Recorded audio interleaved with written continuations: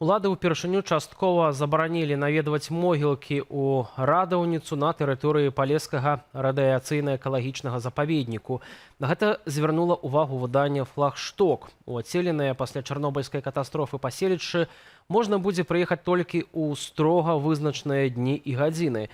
Да прыкладу, сёлета некаторыя вёскі Нараўлянскага раёну, якія мяжуюць з Украіною, будуць дасяжныя толькі 27 красавіка з 10 до 15 гадзіны. Гэта датычыць такіх мясцінаў, як хутар Лес, Хаткі і Баровічы. Раней наведваць могілкі ў зоне адчужэння можна было 4 дні. З суботы, якая папярэднічала радаўніцы, да аўторка. Прычынаў такіх захадаў улады не падаюць.